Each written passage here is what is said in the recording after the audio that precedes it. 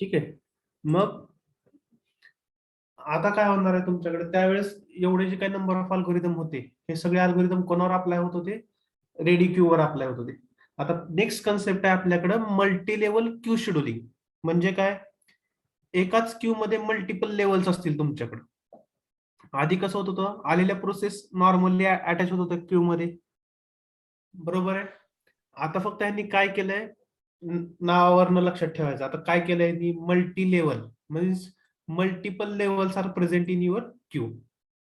आणि त्या लेवल्स मध्ये काय केलं जातं, as per your process type त्या प्रोसेस काय केल्या जातील, तुमच्या स्टोअर केल्या जातील.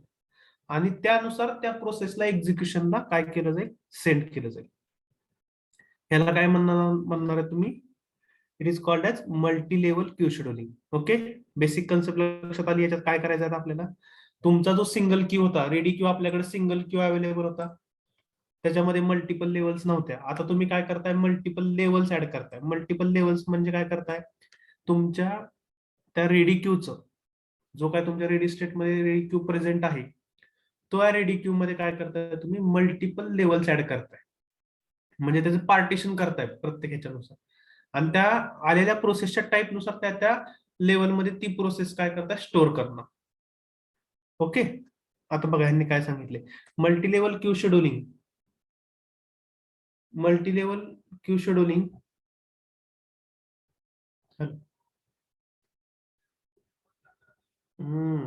लेक्चर चालू झाल्यावर करतो तुला. मल्टी लेवल क्यू शेड्युलिंग मध्ये त्यांनी काय सांगितलं बघा, multi level queue scheduling is the class of scheduling algorithm which has been created for situations in which jobs or processes are easily classified into different groups such as foreground म्हणजे interactive job, background म्हणजे batch job.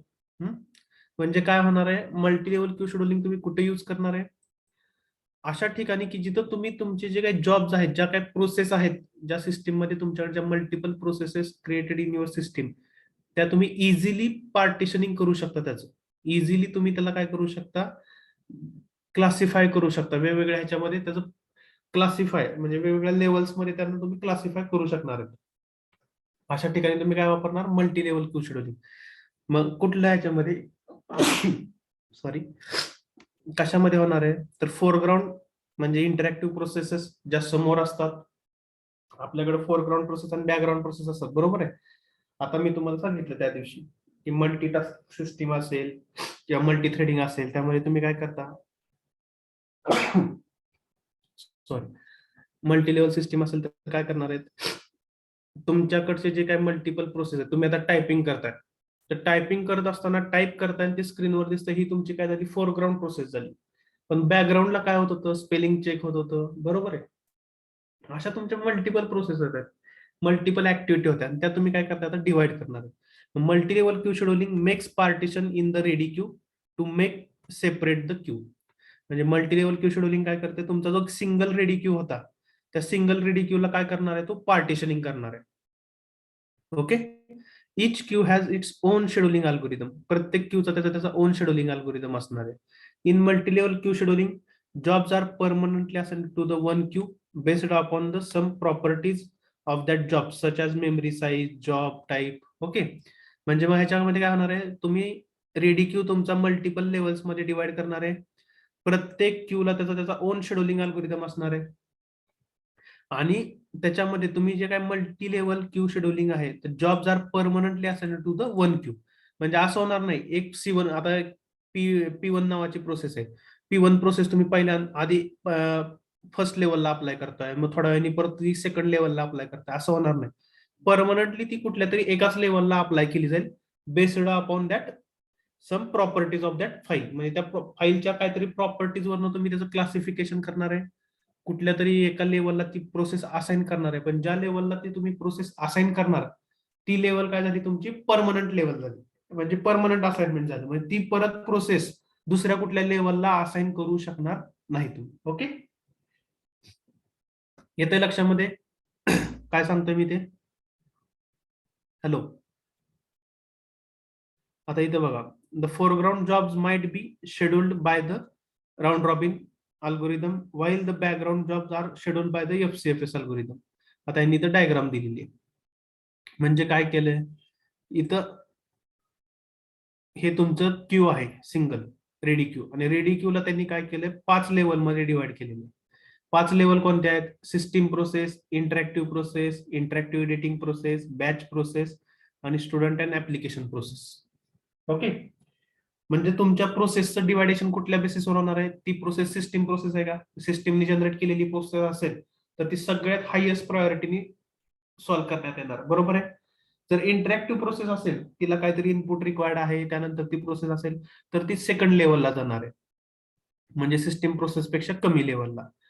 त्यानंतर interactive editing process, म्हणजे त्या प्रोसेसमध्ये परत काहीतरी editing होणार आहे, चेंजेस होणार आहेत, अशा प्रोसेस असतील तर त्या 3 नंबर लेवलला जातील. बॅच प्रोसेस असतील बल्कमध्ये 1 बाय 1 त्या FCFS मॅनर मध्ये तुमच्या एक्झिक्यूट होणार आहे, तर त्या 4 नंबर लेवलला जातील.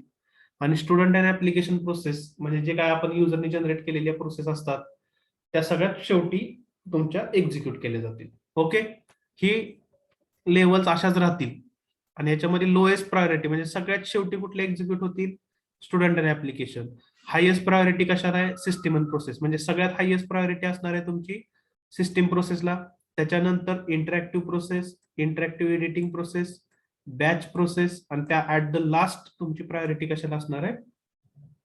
Student and application process. Okay, ह्या 5 लेवलमध्ये आता ह्यांनी दिले the job in the batch process queue cannot get executed till the queue of system process, interactive editing process get executed. म्हणजे काय असणार आहे? सिम्पली आता आपण प्रायोरिटी शेड्यूलिंग बघितले priority scheduling algorithm. Hello, yes sir. काय कन्सेप्ट होता? Lowest priority job आधी एक्झिक्यूट होतो का हायएस्ट प्रायोरिटी जॉब आधी एक्झिक्यूट होतो? हायेस्ट. हा, मग आता इथं पण तोच कन्सेप्ट इथं तुमच्याकडे युज होणार. काय होणार? जर तुमच्याकडे एखादी प्रोसेस आहे बॅच प्रोसेस मध्ये, पण बॅच प्रोसेस मधली प्रोसेस कधी एक्झिक्यूट होणार? तर सिस्टीम प्रोसेस, इंटरॅक्टिव्ह प्रोसेस आणि इंटरॅक्टिव्ह एडिटिंग प्रोसेस ह्या 3 लेवल तुमच्या एम्प्टी असतील, इथं कुठलीही प्रोसेस प्रेझेंट नसेल तरच तुमची बॅच प्रोसेस मधल्या प्रोसेस तुमच्या काय होतील? एक्झिक्यूट होतील. किंवा एखादी प्रोसेस तुमची स्टुडंट आणि ऍप्लिकेशन मध्ये आहे, तर ही प्रोसेस कधी एक्झिक्यूट होईल?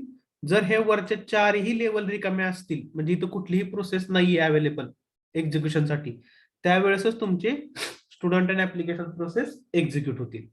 For example another interactive editing process मध्ये एखादी प्रोसेस प्रेझेंट आहे, ही प्रोसेस कधी एक्झिक्यूट होईल?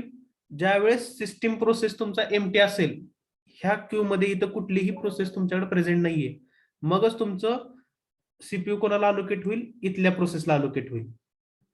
इथं कधी त्यानंतर एडिटिंगला कधी अलोकेट होईल? एडिटिंग प्रोसेसला, इंटरॅक्टिव्ह एडिटिंगला ज्यावेळेस सिस्टीम आणि इंटरॅक्टिव्ह प्रोसेस एम्प्टी असतील, हे दोन्ही क्यू, इथं कुठलीही प्रोसेस नसेल, त्यानंतरच तुमच्या इथल्या प्रोसेस एक्झिक्यूट होतील.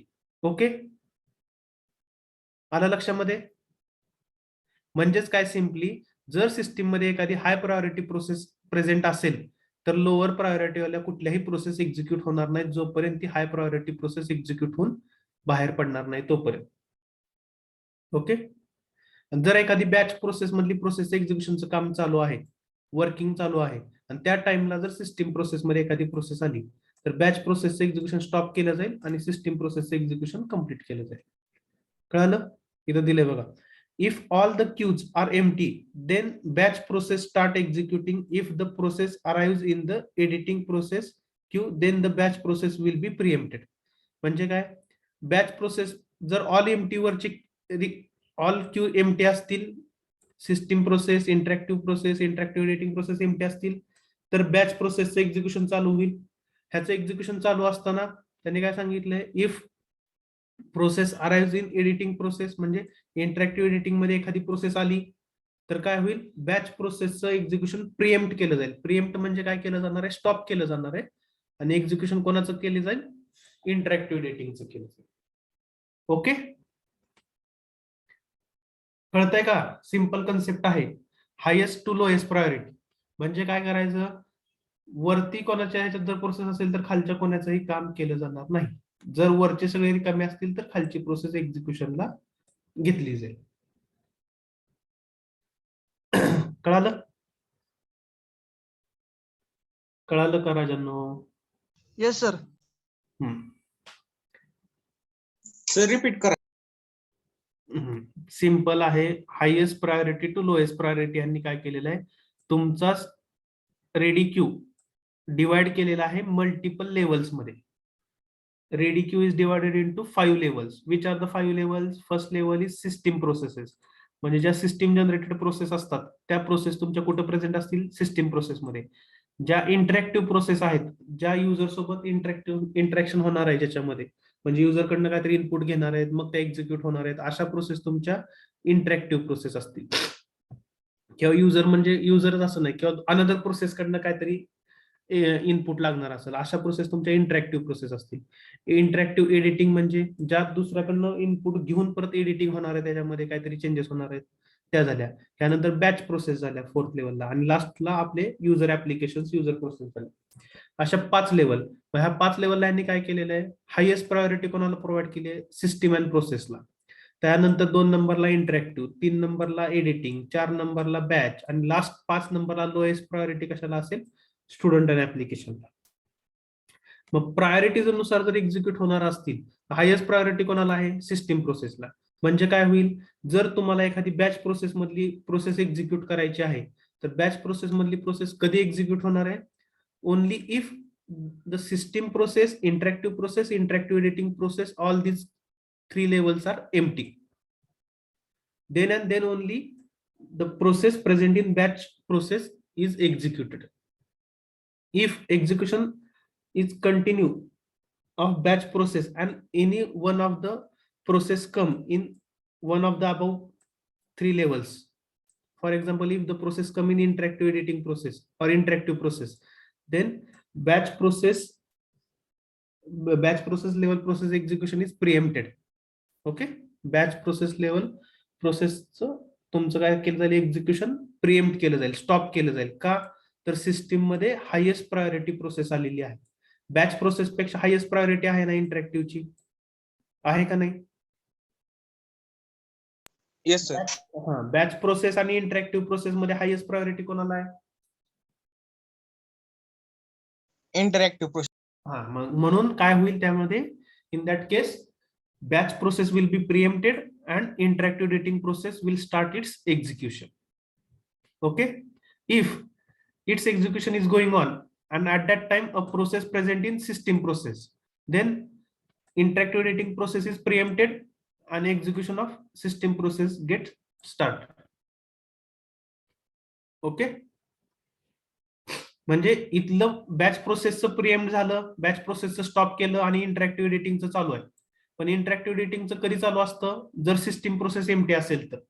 आणि ह्याचं एक्झिक्युशन चालू असताना जर समजा एखादी प्रोसेस सिस्टीम प्रोसेसमध्ये प्रेझेंट झाली, तर काय केलं जाईल? तर ह्याचं पण एक्झिक्युशन स्टॉप केलं जाईल इंटरॅक्टिव्ह एडिटिंगचं. आणि कशाचं एक्झिक्युशन स्टार्ट होईल? सिस्टीम प्रोसेसचं एक्झिक्युशन स्टार्ट. म्हणजे सिम्पली लक्षात ठेवायचं, जर सिस्टीम प्रोसेस एम्प्टी असेल तरच तुमचा कर्सर कशावर येणार आहे? तुमचा सीपीयू कशावर येणार आहे? इंटरॅक्टिव्ह. हे दोन्ही एम्प्टी असतील तरच एडिटिंग. जर हे तिन्ही एम्प्टी असतील तरच बॅच प्रोसेस, आणि हे 4ही एम्प्टी असतील तरच स्टुडंट प्रोसेस. कळालं? Yes sir. एवढा सिंपल कन्सेप्ट आहे मल्टी लेवल क्यू शेड्युलिंगचा. काय करायचंय तुम्हाला? तुमचा रेडी क्यू तुम्ही काय करताय? मल्टिपल लेवल्स मध्ये डिवाइड करताय. On the properties of your process will be classified into one of the this 5 levels. कुठल्या तरी एका लेवलमध्ये तुमची प्रोसेस क्लासिफाय केली जाईल तुमच्या प्रॉपर्टीज वरनं.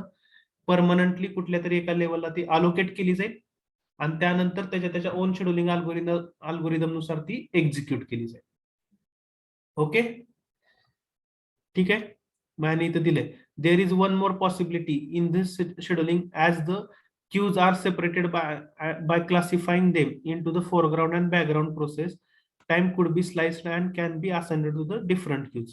After this, individual process can assign further time slice to individual process. In this case, background process may get 20% time and 80% time will be given to the foreground process. म्हणजे काय सांगितलं आणि simply तुम्ही foreground आणि background असे 2 part करू शकता simultaneously work करण्यासाठी. जर तुम्ही तसे 2 पार्ट केले तर अशामध्ये काय होईल? स्टुडंट आणि ऍप्लिकेशन जे काय तुमचे शेवटचे क्यू आहेत हे बॅकग्राऊंड मध्ये येतील आणि हे तुमचे सिस्टीम इंटरॅक्टिव्ह एडिटिंग हे सगळे तुमचे फोरग्राऊंड मध्ये जातील, फोरग्राऊंड टाईप मध्ये. आणि फोरग्राऊंड टाईप मध्ये काय होईल, 80% सीपीयू कोणाला मॅक्झिमम कोणाला अलोकेट केला जाईल फोरग्राऊंड प्रोसेसला, आणि 20% ऑफ सीपीयू टाइम कोणाला अलोकेट केला जाईल बॅकग्राऊंड प्रोसेसला. ओके, ठीक आहे. एवढा एक कन्सेप्ट लक्षात ठेवायचा याच्यामध्ये. कळालं? Simple. You can divide your ready queue into 5 different levels that are system process, interactive process, interactive editing process, batch process, and student and application process. If a process in batch level want to execute, then this process only execute if the system process, interactive process, and interactive editing process queues are empty. Okay, then only the process present in batch 2 will be executed. कळालं? काय doubt आहे कोणाला? No, sir. Okay.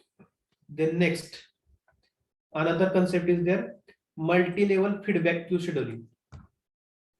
आता आपला previous concept काय होता? Multi level queue scheduling. Okay, multi level queue scheduling.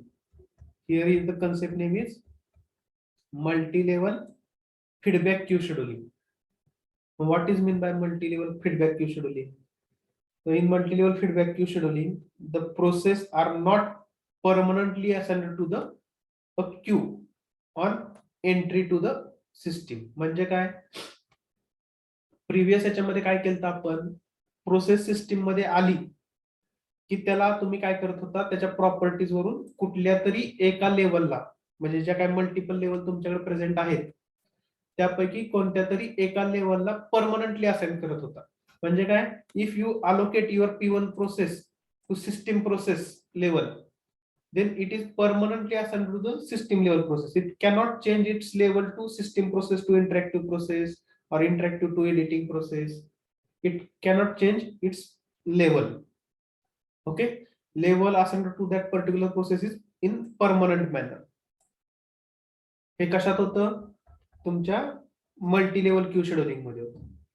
Okay, मग आता तुम्हाला काय करायचंय, त्यांनी काय सांगितलंय, multi level feedback queue scheduling मध्ये तुम्ही परमनंटली असाइन करणार नाही. The process are not permanently assigned to the queue on the entry of the system. म्हणजे ती प्रोसेस सिस्टीम मध्ये एंट्री केल्या इथं पण मल्टी लेवलच आहे, पण तुम्ही काय करणार, परमनंटली असाइन करणार नाही. ओके, कळालं? मग कसं करणार? परमनंटली असाइन करणार नाही तर टेंटेटिव्ह कसं होणार? मग त्यांनी काय सांगितलं बघा, the process are allowed to move between queues. म्हणजे ते जे काही क्यू आहेत मल्टिपल तुमच्याकडे, त्यामध्ये तुमची प्रोसेस मूव्ह होऊ शकते. One queue to another queue, one level to another level move होऊ शकते. Separate queue is maintained for the process with different CPU burst characteristics. म्हणजे काय केलं त्यांनी, अशा प्रोसेस ज्या सीपीयू, आता इथं प्रोसेसचं डिवायडेशन कशावर होणार आहे, तर सीपीयू बस्ट टाइम वर होणार आहे. हे लक्षात ठेवा. मल्टी लेवल फीडबॅक क्यू मध्ये काय होणार आहे, त्या प्रोसेसला किती बस्ट टाइम रिक्वायर्ड आहे, त्याचा किती बस्ट टाइम आहे. बस्ट टाइम म्हणजे काय, बस्ट टाइम म्हणजे कशाला लागतो बस्ट टाइम तुम्हाला, ती प्रोसेस कम्प्लीट व्हायला किती टाइम लागतो. म्हणजे त्या प्रोसेसला किती टाइम सीपीयूचं अलोकेशन रिक्वायर्ड आहे, सीपीयू किती वेळ सीपीयूचा टाइम तिला रिक्वायर्ड आहे, तो टाइम म्हणजे काय झाला, particular process burst time. Okay, मग आता इथं तुम्ही multi level feedback queue scheduling मध्ये, in multi level feedback queue you can divide your process as per that process burst time. How much time required to get executed, how much CPU time required to get executed. Okay, त्या प्रोसेसला किती वेळ required आहे CPU execution, CPU time execution साठी, त्यावर तुम्ही काय करणार, इथं प्रोसेसचं डिवायडेशन करणार इन डिफरंट लेवल्स. मग ती प्रोसेस कुठल्या लेवलला सेंड करायची, काय करायची, हे इथं डिवायडेशन होणार आहे. Okay, if a process uses too much CPU time, it will be moved to the lower priority queue. Means what? If process required large amount of CPU time, then process moved to the lower priority. Also, if a process wait too long in a low priority queue, it will be moved to the higher priority queue. This form of changing queue prevent starvation. आता what is mean by starvation? आता तुम्हाला starvation हा concept आता syllabus मध्ये नाहीये, पण मी तुम्हाला explain करतो. What is starvation. Starvation means काय? The block number of process blocked at a time. म्हणजे कसं होणार? स्टार्वेशन म्हणजे तुम्हाला बॉटलनेक प्रॉब्लेम झालाय नेटवर्किंग मध्ये. हॅलो हॅलो, रिप्लाय द्या मला. बॉटलनेक प्रॉब्लेम झालाय का तुम्हाला?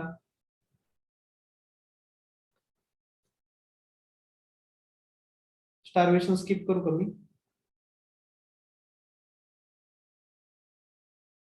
हॅलो, आवाज येतोय का माझा?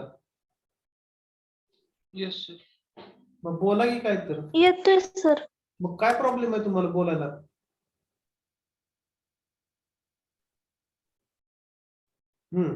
बॉटलनेक प्रॉब्लेम झालाय का? No sir. नो बोलायला काय एवढी No. अडचण काय तुम्हाला नो म्हणण्यासाठी? सगळेजण शांत बसताय. सिलेक्टेड पोरं फक्त बोलतात आणि मार्क दिल्यावर सगळेजण जागे होतात. आम्हाला एवढेच मार्क दिलेत म्हणून. लक्षात घ्या बाकीचे. मला आवाजावरनं कळतं कोण बोलतंय कोण नाही, कोण रिप्लाय देते ते. बाकीच्यांनी परत म्हणू नका आम्ही पण सगळं केलं होतं आणि आम्ही पण हे केलं होतं. तुम्ही किती इंटरॅक्टिव्हली लेक्चर करताय तुम्ही विचार करा बाकीचे. ओके.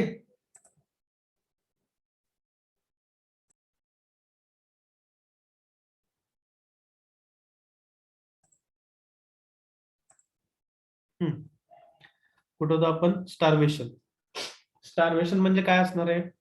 तर तुम्हाला नेटवर्किंग मध्ये एक कन्सेप्ट आहे बॉटलनेक प्रॉब्लेम म्हणून. बॉटलनेक प्रॉब्लेम म्हणजे काय? आपल्याकडे पाण्याची बाटली असते. पाण्याच्या बाटलीमध्ये जो काही तिचा शेप आहे तो त्या बाटलीच्या तोंडापेक्षा खाली सगळ्यात लार्ज असतो. बरोबर आहे. तुम्हाला जर पाणी बाटलीतनं बाहेर काढायचं असेल तर काय होतं? तुम्ही जर ऍज इट इज बाटली उलटी केली पूर्ण, तर पाणी जेवढ्या फोर्सनी बाहेर येतं तेवढ्या फोर्सनी पाणी, तुम्ही बाटली अर्धी तिरकी केल्यावर येतं जास्त पाणी बाहेर, तर पूर्ण बाटली ऍज इट इज उलटी केल्यावर येतं पाणी? जास्त पाणी कधी बाहेर येतं?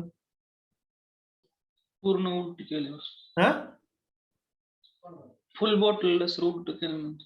फुल बॉटल उलटी केल्यानंतर सगळं पाणी बाहेर येतं का नो लगेच? सर.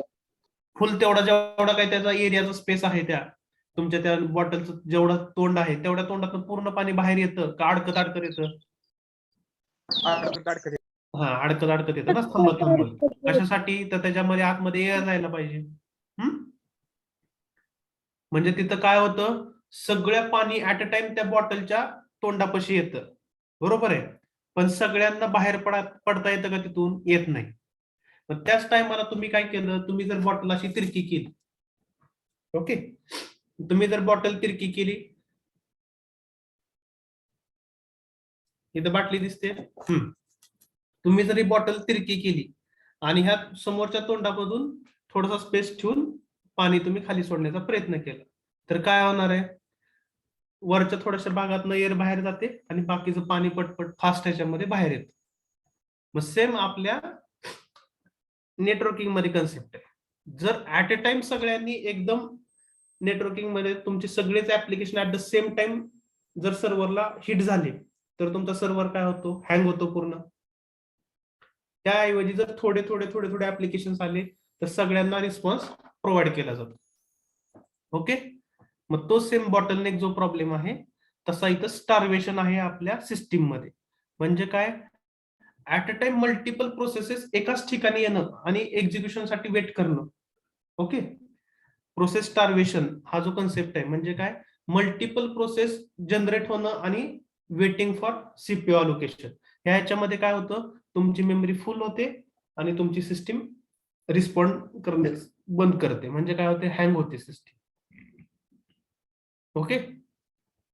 मग प्रोसेस स्टार्वेशन प्रिव्हेंट करण्यासाठी आपण काय करतो, तर हे असे डेडलॉक किंवा डेडलॉक प्रिव्हेंशन किंवा हे मल्टिपल फीडबॅक क्यू. म्हणजे आता इथं काय केलं जाईल बघा, if process uses too much time. Okay, if process uses too much time, wait for 1 second.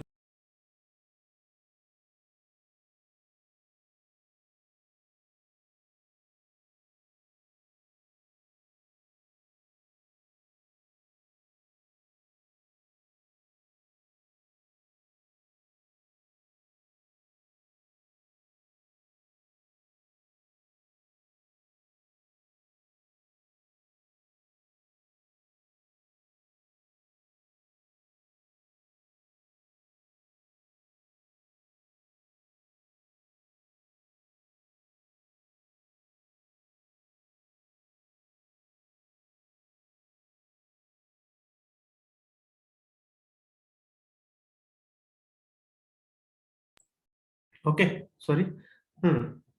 If a process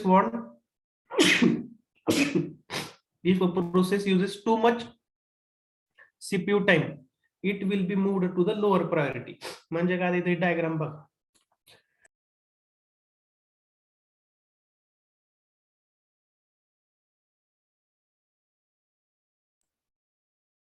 काय दिसतंय डायग्राम मध्ये, 3 क्यू प्रेझेंट आहेत इथे तुमच्याकडे. ओके, 3 क्यू प्रेझेंट आहेत, Q0, Q1 आणि Q2. ओके, तर ज्यावेळेस एंट्री लेवल बघा, इथे एकाच ठिकाणी एंट्री लेवल आहे. म्हणजे ज्यावेळेस प्रोसेस एंट्री करणार आहेत, त्या सगळ्या प्रोसेस कुठनं एंट्री करतील, Q0 मध्ये एंट्री करतील कंपल्सरी. सगळ्या ज्या काही प्रोसेस तुमच्या सिस्टीम मध्ये प्रेझेंट असतील त्या सगळ्या प्रोसेस कुठे येणार आहेत, Q0 मध्ये येणार आहेत. तुम्हाला मी ह्याचं एक मिनिट.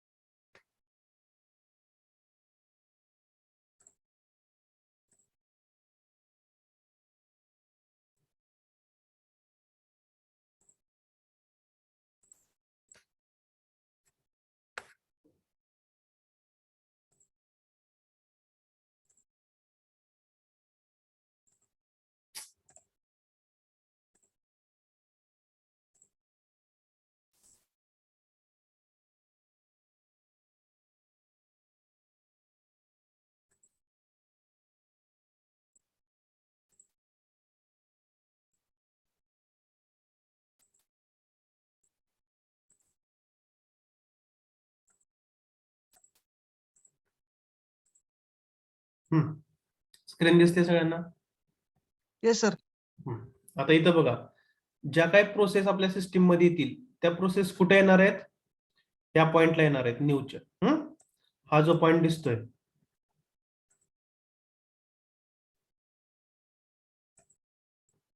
हा जो पॉइंट आहे आपला, या पॉइंटला तुमच्या सगळ्या प्रोसेसेस एंट्री करतील. इथं दोघांना कुठले आहे का एंट्री पॉइंट, Q1 आणि Q2 ला एंट्री पॉइंट दिसतोय का इथं? इथं ह्या ज्या Q1 मध्ये प्रोसेस कशा येऊ शकतात, ज्या प्रोसेस Q0 मधनं बाहेर काढल्या जातील, ही लेवल बघा.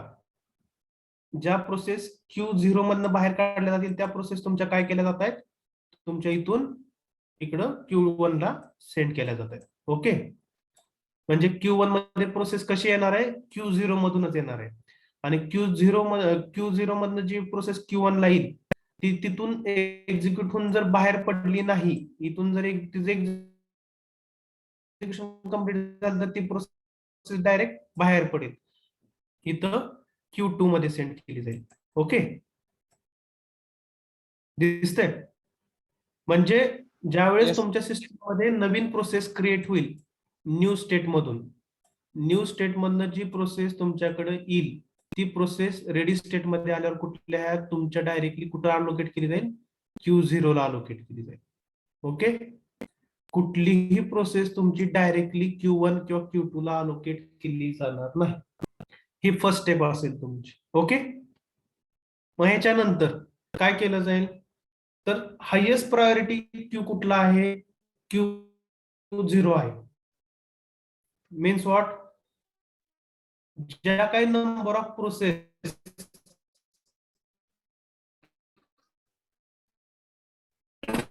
Q0 मध्ये प्रेझेंट आहेत त्या आधी एक्झिक्यूट केले जातील. ओके, मग याच्यामध्ये काय होईल, जर एखादी प्रोसेस तुमच्या सिस्टीम मध्ये प्रेझेंट आहे, ती कुठं आली, ती तुमच्या Q0 मध्ये आली. आता P1 नावाची प्रोसेस आहे आपल्याकडे, आणि P1 ला किती रिक्वायर्ड आहे, समजा P1 ला तुमच्याकडे नियर अबाउट 30 सेकंद रिक्वायर्ड असतील. P1 ला 30 सेकंद रिक्वायर्ड आहेत, तर P1 तुमच्या आल्यावर कुठं प्रेझेंट राहणार, Q1 मध्ये प्रेझेंट राहणार. ओके, इथं P1 चं किती वेळ एक्झिक्युशन होईल, हॅलो सर, प्रायोरिटी नुसार 8 सेकंद. हा, Q0 मध्ये तुमची P1 प्रोसेस प्रेझेंट राहील आल्या आल्या, आणि P1 ला तुमचा सीपीयू अलोकेट केला जाईल. पण सीपीयू किती वेळा अलोकेट केला जाईल, तर इथं काय केलं आणि काउंटम टाइम दिलेला आहे प्रत्येक क्यू ला. आहे प्रत्येक क्यू ला काउंटम टाइम. काउंटम टाइम म्हणजे काय, तुमचा टाइम स्लाइस. म्हणजे जी काही प्रोसेस इथं प्रेझेंट आहेत त्या प्रोसेस मॅक्झिमम किती वेळ एक्झिक्यूट होतील, 8 सेकंदच एक्झिक्यूट होतील. जर त्या प्रोसेसला 8 सेकंदापेक्षा जास्त वेळ टाइम रिक्वायर्ड असेल, तर ती प्रोसेस काय केली जाईल, स्विच केली जाईल नेक्स्ट लेवलला. म्हणजे आता P1 ला किती टाइम रिक्वायर्ड आहे, 30 सेकंद रिक्वायर्ड आहे, बरोबर आहे. 30 सेकंदापैकी P1 काय होईल, आल्यावर सिस्टीम मध्ये Q0 मध्ये एक्झिक्यूट होईल. किती वेळ एक्झिक्यूट होईल, up to 8 second only. Up to 8 second ती कुठे एक्झिक्यूट होईल, Q0. हा, तुमच्या ह्या Q0 मध्ये एक्झिक्यूट होईल. आफ्टर 8 सेकंद तुमची P1 प्रोसेस काय केली जाईल, स्विच केली जाईल कुठं, Q1 ला. ओके, या Q1 मध्ये तुमची प्रोसेस स्विच केली जाईल. आता Q1 चा टाइम स्लाइस किती आहे बघा, 16 सेकंद. ओके, म्हणजे इथं पण P1 प्रोसेस प्रेझेंट होईल, इथं येईल. इथं आल्यानंतर P1 प्रोसेस तुमची इथली काढून टाकली जाईल. ओके, Q1 मधून तुमची प्रोसेस निघून गेली Q0 मधनं, आणि कुठं प्रेझेंट राहिली आता, Q1 मध्ये. पण P1 प्रोसेस Q1 मध्ये कधी एक्झिक्यूट होईल, जर तुमचा Q0 एम्प्टी असेल तर. म्हणजे कुठलीही प्रोसेस तुमच्या Q0 मध्ये प्रेझेंट नसेल तरच तुमचं Q1 मधल्या प्रोसेस एक्झिक्यूट होतील. जसं आपला मल्टी लेवल क्यू शेड्युलिंग मध्ये होतं, हाय प्रायोरिटी कशाला आहे, Q0 ला आहे. म्हणजे ज्यावेळेस Q0 तुमचा एम्प्टी असेल त्यावेळेस Q1 मधल्या प्रोसेस एक्झिक्यूट होतील, आणि ज्यावेळेस Q0 आणि Q1 दोन्ही पण एम्प्टी असतील त्यावेळेसच Q2 मधल्या प्रोसेस काय होतील, तुमच्या एक्झिक्यूट होतील युजिंग FCFS. जी प्रोसेस आधी आली त्या प्रोसेसचं आधी एक्झिक्युशन होईल कुठं, FCFS मध्ये. आता एखाद्या प्रोसेसचं, म्हणजे आता इथं P1 चं एक्झिक्युशन चालू आहे, P1 ला किती वेळ रिक्वायर्ड आहेत, अजून 30 मधनं अजून 8 गेले, म्हणजे अजून त्याला किती रिक्वायर्ड होता टाइम, 22 सेकंद रिक्वायर्ड होता, बरोबर आहे. 22 सेकंद रिक्वायर्ड होता. 22 पैकी त्याचं एक्झिक्युशन चालू आहे, आणि ह्याचं एक्झिक्युशन चालू असतानाच तुमच्या सिस्टीम मध्ये P2 प्रोसेस आली. P2 प्रोसेस आली तर काय होईल, P1 ला तुमच्या काय केलं जाईल, प्रिएम्प्ट केलं जाईल. इथं ह्याचं एक्झिक्युशन स्टॉप केलं जाईल P1 चं, आणि P2 ला एक्झिक्यूट केलं जाईल. P2 ला किती वेळ एक्झिक्यूट केलं जाईल, 8 सेकंदच एक्झिक्यूट केलं जाईल. ओके, आणि 8 सेकंदानंतर जर तिला अजून जास्त टाइम लागत असेल तर तिला पण काय केलं जाईल, स्विच केलं जाईल Q1 मध्ये, आणि हिला P1 च्या पाठीमागं दुसरी जागा देऊन ठेवली जाईल, आणि इथून तिला काढून टाकलं जाईल आफ्टर 8 सेकंद. कळालं. आता इथं 16 सेकंद P1 एक्झिक्यूट होणार. इथं 16 सेकंद एक्झिक्यूट झाल्यावर सुद्धा काय होईल, after 16 second how much time required, तिला अजून तरी पण किती वेळ राहत आहेत, 6 सेकंद रिक्वायर्ड आहेत अजून. म्हणून ते उरलेल्या 6 सेकंद साठी तुमची P1 कुठं पाठवली जाईल, Q2 मध्ये पाठवली जाईल. व्हॉट एव्हर Q2 मध्ये काय आहे, जेवढा काही तिथून पुढचा टाइम आहे तो सगळा पुढचा टाइम तुमचा इथं एक्झिक्यूट केला. पण Q2 मधल्या प्रोसेस कधी एक्झिक्यूट होतील? ज्या वेळेस तुमचा Q1 आणि Q2 Q0 आणि Q1 ह्या दोन्ही तुमचे क्यू एमटी असतील, हे दोन्ही क्यू तुमचे एमटी असतील, तरच तुमच्या Q2 मधल्या प्रोसेस काय होतील? एक्झिक्यूट होतील.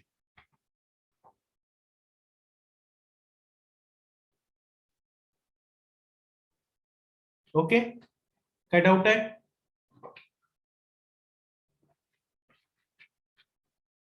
हॅलो सर, हा, ते फर्स्ट रिपीट करा, पहिल्यांदा आवाज येत नव्हता, खरखरत होता सर. क्यू ज्या वेळेस नवीन प्रोसेस तुमच्या सिस्टीम मध्ये प्रेझेंट होतात, आता आपल्याकडे P1 प्रोसेस आली, P1 प्रोसेस आल्या आल्या कुठं प्रेझेंट असणार आहे? तुमच्या Q1 मध्येच प्रेझेंट असणार आहे. P1 प्रोसेस तुमची आल्यावर Q0 मध्येच प्रेझेंट असणार आहे, पहिल्याच क्यू मध्ये प्रेझेंट असणार आहे. इथं किती वेळ त्याचं एक्झिक्युशन होईल? Up to 8 second. Why? The count time of Q0 is 8 second, maximum 8 second. जर P1 ला जर समजा 3 सेकंद रिक्वायर्ड असता सिस्टीम तुमची, तर P1 इथंच एक्झिक्यूट झाली असती, इथूनच बाहेर पडली असती. Okay, yes sir. जर समजा तुम्हाला 3 सेकंद टाइम रिक्वायर्ड असता, तर P1 इथं 3 सेकंद एक्झिक्यूट झाली असती फक्त, आणि ती इथूनच P1 तुमची काय पडली असती?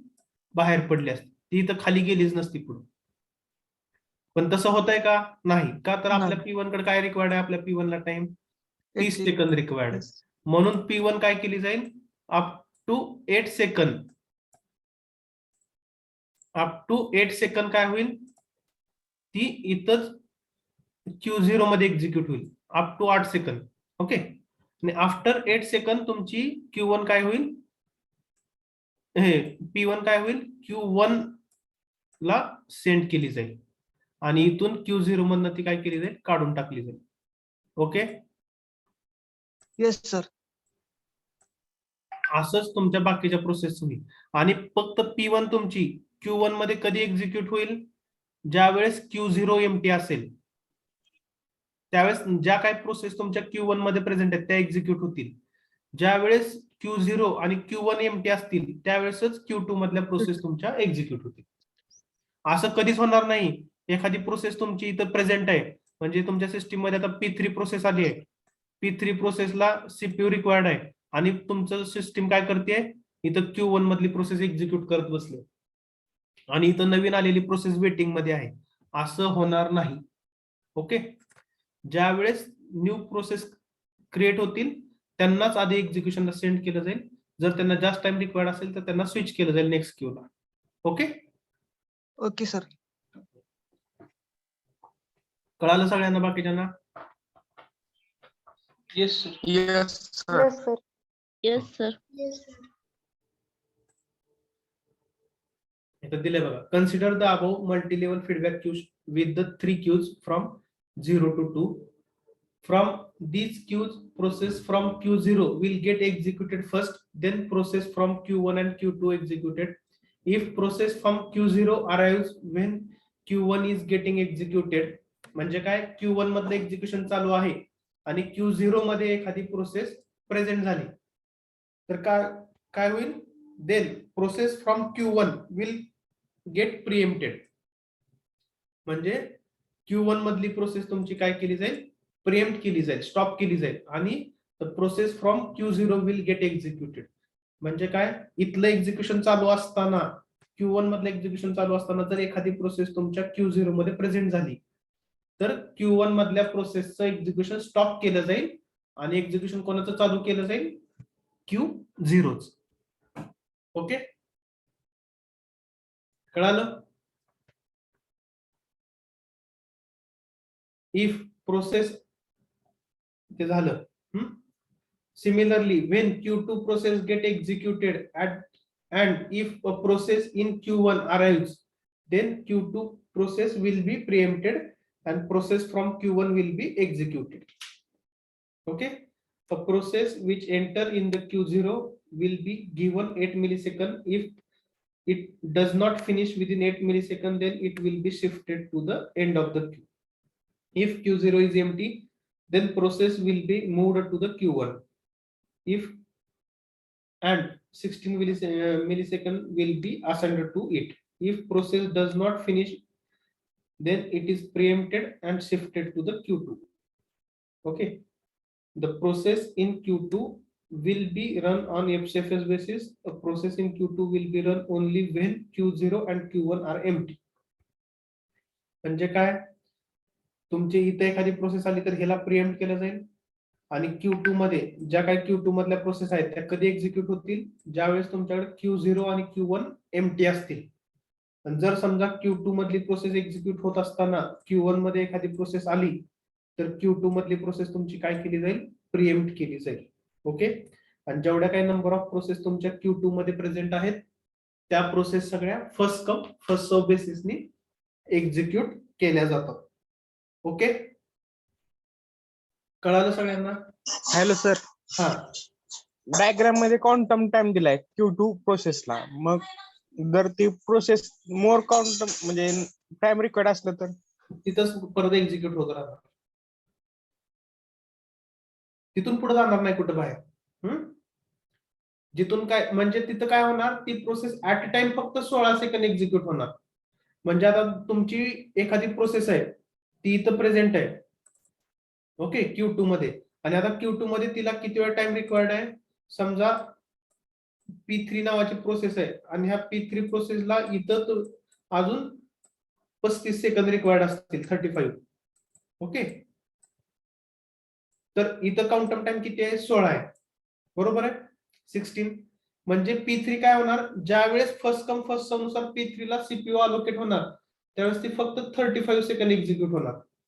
आणि आफ्टर दॅट बाकीच्या प्रोसेस थोड्या ते काय मॅक्झिमम 16 सेकंद एक्झिक्यूट होणार. त्यानंतर परत एकदा P3 ला सीपीयू तुमचा अलोकेट केला जाईल. ओके. Okay sir. अजून काही कोण काय डाऊट?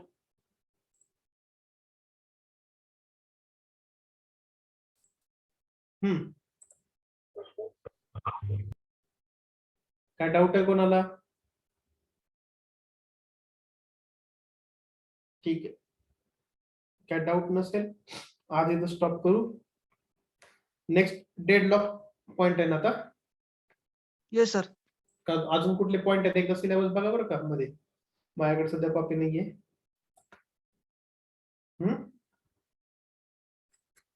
जर कुठला पॉइंट राहत असेल तर मला आठवण करून द्या. नेक्स्ट पॉइंट डेडलॉक आहे ना. Yes sir. Yes sir. Okay. Next लेक्चरला बघूया. जर पॉसिबल झालं तर मग मी दुपारी घेईल. आपलं दुपारी प्रॅक्टिकल आहे ना. Hello sir.